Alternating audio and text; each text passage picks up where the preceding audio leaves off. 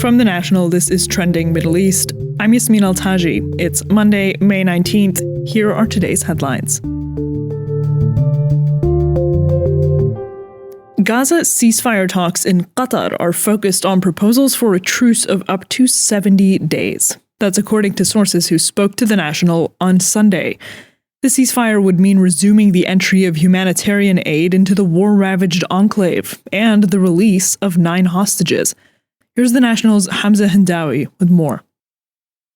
Under the plan being discussed in Qatar, according to the sources, negotiations on a permanent ceasefire and an Israeli withdrawal from Gaza would commence during the truce, with Hamas demanding that the United States offers the militant group a guarantee that these negotiations would target a comprehensive deal to end the 19-month-old war in Gaza. The negotiations in Gaza are taking place in the shadow of Israel's announcement last week that it was launching the initial stages of another Gaza operation. The sources also said that Israel has made clear in the negotiations in Qatar that it had no intention to fully withdraw from Gaza and that it would hold on to parts of the tiny enclave to ensure no repeat of the October 7, 2023 attack by Hamas on its southern communities. Israel signaled Sunday that it was open to striking a deal with Hamas that included ending the fighting in Gaza. Rescuers there reported about 100 killed a day after Israel stepped up its offensive.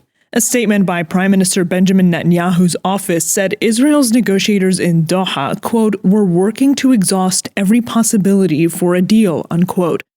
However, the sources said that while Hamas was demanding a 70-day truce, Israel's counter-proposal was just for 42 days, up from 21 days Israel had earlier suggested. During the initial truce, whether it is 42 days or 70 days, Hamas has agreed to release the remains of half the hostages who died while in captivity. The release of both the living hostages and remains of those deceased would be staggered, according to the sources. Their freedom would be bartered for the release of hundreds of Palestinians detained in Israeli prisons. This after talks of a potential ceasefire at the Arab summit in Baghdad over the weekend. There, Egypt's President Abdel Fattah al-Sisi had appealed to U.S. President Donald Trump to, quote, exert effort and pressure, unquote, to achieve a truce in Gaza. These developments come just days after Trump wrapped his visit to the Gulf, including a final stop in the UAE, a landmark Middle East trip. Trump said, quote, good things would come to Gaza within the next month.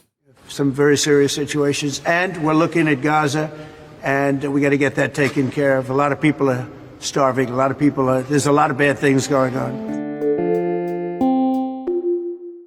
The Prime Minister of Libya's UN-backed government has told armed groups to stand with the state. That's following days of clashes between rival militias and protests calling for the Prime Minister's resignation over an outbreak of violence in the country. Prime Minister Abdulhamid Dbeibah said in a televised address on Saturday that armed groups must align themselves with state institutions. Days of clashes in Tripoli have pitted one armed group aligned with the UN-backed government against groups the administration has been seeking to dismantle.